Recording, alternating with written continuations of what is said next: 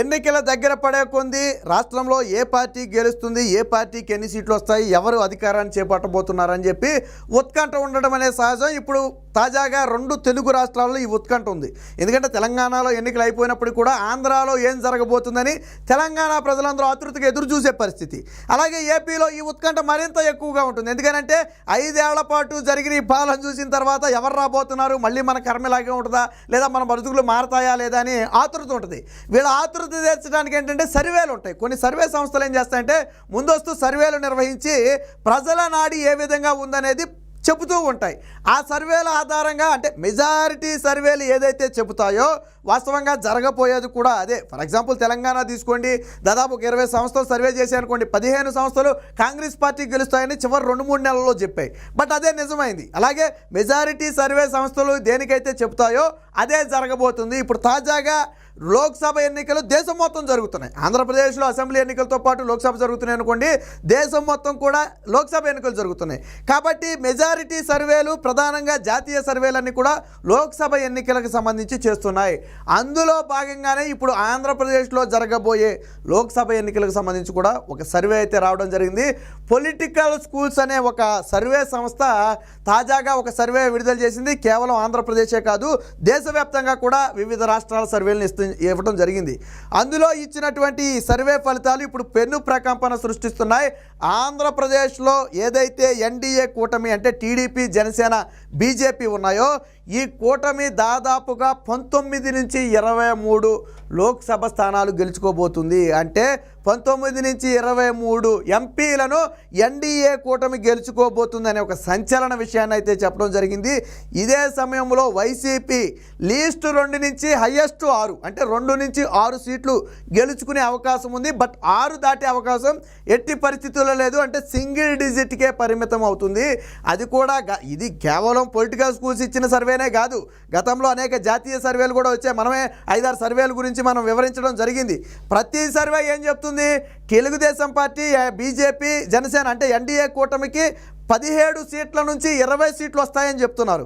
అంటే ఇది మనం చెప్పుకున్నది 2-3 నెలల క్రితం సర్వేల గురించి మనం మాట్లాడుతున్నాం.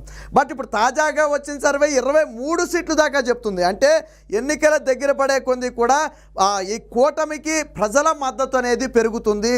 సో ఈ సర్వే ఒకసారి చూద్దాం, ఎన్డీఏ సర్వే ఈ కూటమి గురించి ఆ పొలిటికల్ స్కూల్ ఏం చెప్తుందో ఒకసారి చూద్దాం. సో ఇదే ఆ సర్వే సంస్థ, ఇది దీని ఎక్స్ ఖాతా అంటే మన ట్విట్టర్లో అయితే పోస్ట్ చేయడం అయితే జరిగింది. సో ఏం చెప్తుంది అనేది ఒకసారి చూద్దాం. ఇదిగో స్కూల్ ఆఫ్ పాలిటిక్స్ అని చెప్పి ఒక సర్వే సంస్థ ఉంది. ఇది దేశవ్యాప్తంగా నిర్వహించింది. ఇదేం వెస్ట్ బెంగాల్కి సంబంధించిన ఒపీనియన్ పోలు. సో ఇదిగో ఇది ఆంధ్రప్రదేశ్కి సంబంధించిన ఒపీనియన్ పోలు. సో ఇక్కడ చూడొచ్చు ఆంధ్రప్రదేశ్ లోక్సభ ఒపీనియన్ పోల్ అని చెప్పి ఇవ్వడం జరిగింది. సో ఇక్కడ చూడొచ్చు very close fight in 6 Lok Sabha seats. 6 Lok Sabha సీట్లలో మాత్రం చాలా క్లోజ్ ఫైట్, దగ్గర ఆ పోటీ అయితే ఉంటుంది. అందులో ప్రధానంగా ఏమున్నాయంటే ఒంగోలు, నంద్యాల, అనంతపురం, అలాగే ఏదైతే హిందూపురం, తిరుపతి, రాజంపేట. సో ఈ నియోజకవర్గాలన్నీ కూడా కొంచెం వైసీపీకి గట్టిగా సపోర్ట్ ఉన్నటువంటి పార్లమెంట్ సెగ్మెంట్సే. సో వీటిలో టైట్ పోటీ ఏర్పడింది. సో ఈ 6 మినహాయించి మిగిలినవన్నీ కూడా కూటమి వైపు ఆటోమేటిక్గా తిరిగిపోయాయి. ఇంకా అన్నీ వారు వన్ సైడే. ఇంకా అందులో టైట్ పోటీ కానీ లేదా వైసీపీ గెలుతుందనే ఛాన్సే లేదు. వైసీపీ గెలిస్తే 8లో గెలవాలి అంటే ఇప్పుడు మనం చెప్పుకున్న ఈ టైట్ పోటీ 6లో నుంచే గెలవాలి. గెలిస్తే 6 గెలవచ్చు, లేదా సగం గెలవచ్చు, లేదా అసలు గెలవకపోవచ్చు. ఏదనేది మనం చెప్పలేం. బట్ ఈ 6 సీట్లలో అయితే టైట్ పోటీ అయితే ఉన్నట్టుగా తెలుస్తుంది.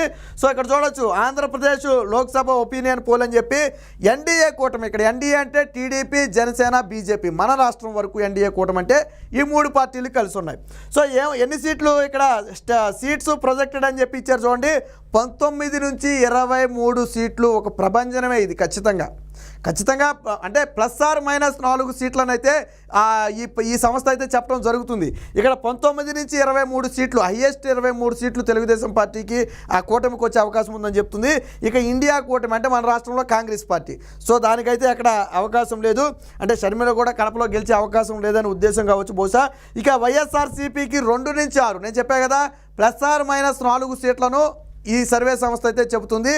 లీస్ట్ 2 హైయెస్ట్ 6 ఈ 6 ఫిగర్ని దాటే అవకాశమే లేనే లేదు అని చెప్పి ఒక సంచలన నివేదికనైతే విడుదల చేయడం జరిగింది. ఇది కేవలం ఏపీ మాత్రమే కాదు, ఇతర రాష్ట్రాలకు సంబంధించి కూడా ఇదిగో ఈ విధంగా ఇస్తుంది.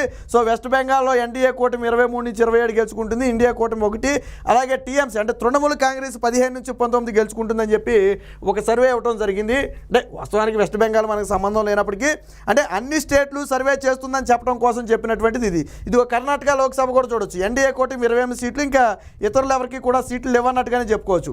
సో ఈ విధంగా ఇచ్చినటువంటి పోల్లో మాత్రం ఇప్పుడు ఆంధ్రప్రదేశ్కి సంబంధించి ఇచ్చినటువంటి ఈ సర్వే అనేది పెను సంచలనంగా మారింది. 2-3 నెలల క్రితం జాతీయ సర్వేలు మనకు 17 నుంచి 20 సీట్లు ఎన్డీఏ కూటమిగా చెప్పినప్పుడు ఇప్పుడు 23 సీట్లు దాకా చెప్తున్నాయి. అంటే ఎన్నికలు దగ్గర పడే కొంది ఈ కూటమికి ప్రజల మద్దతు పెరుగుతుంది. అసలు సీన్ ఎప్పుడు ఉంటుంది అంటే ఈ చివరి 1 మంత్లోనే అసలు సీన్ మొత్తం కూడా ఉంటుంది. ఎందుకంటే ప్రజలు టర్న్ అయ్యేది ఈ చివరి నెలలోనే. పార్టీల మేనిఫెస్టోలు కావచ్చు, వాళ్ళు ఇచ్చే హామీలు కావచ్చు, లేదా వాళ్ళు చేసే ప్రచారం ప్రభావం కావచ్చు, లేదా పంచే డబ్బులు కావచ్చు, మద్యం కావచ్చు, ఎక్స్ట్రా ఏదైనా కావచ్చు.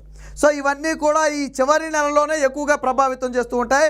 ఈ ప్రభావితం చేసినప్పుడే సాధారణంగా ఏ పార్టీ గెలుస్తుంది అనేది ఒక మౌత్ టాక్ అనేది రావడం జరుగుద్ది. ఫర్ ఎగ్జాంపుల్ తెలంగాణలో తీసుకుంటే 6 నెలల క్రితం బీఆర్ఎస్ చాలా బలంగా ఉందనేవాళ్ళు ఎన్నికలకు 6 నెలల ముందు. బట్ ఎన్నికలు దగ్గర పడే కొంది కాంగ్రెస్ వేవ్ అనేది ముందుకు వచ్చేసింది. చివరి 2 నెలలు 3 నెలల్లో పూర్తిగా కాంగ్రెస్ ఎక్కడ చూసినా కాంగ్రెసే. అది వాళ్ళ ఎన్నికల ప్రచార స్ట్రాటజీ కావచ్చు, లేదా ప్రజల్లో వచ్చిన మార్పు కావచ్చు, లేదా అభ్యర్థుల ప్రచారం కావచ్చు, ఏదైనా కావచ్చు.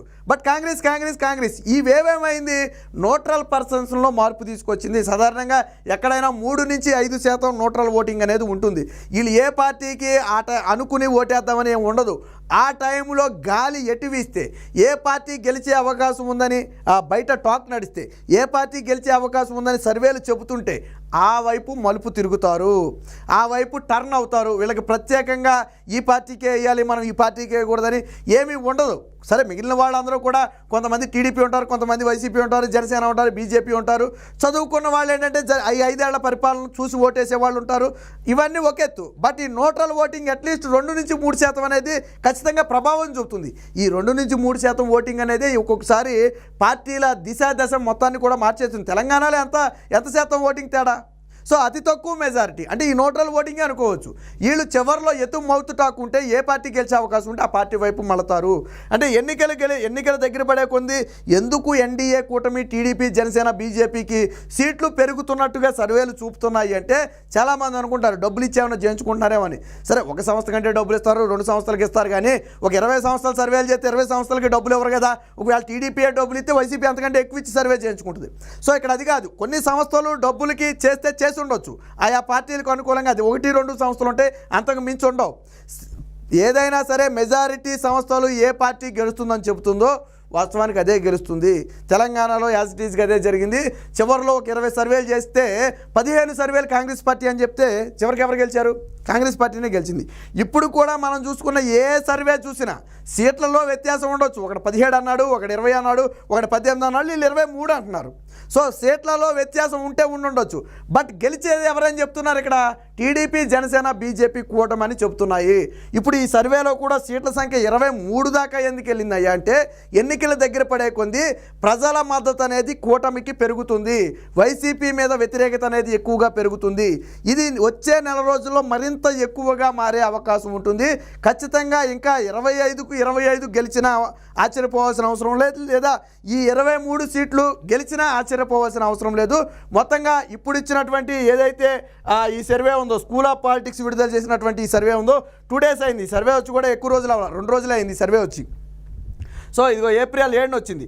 సో ఈ సర్వే ఏదైతే ఉందో ఇది పెను ప్రకంపనలు పుట్టిస్తుంది. ఖచ్చితంగా వచ్చే ఎన్నికల్లో టీడీపీ జనసేన బీజేపీ కూటమి ఘన విజయం సాధిస్తుందని చెప్పి ఈ సర్వే ద్వారా ఇప్పుడు బయటపడింది.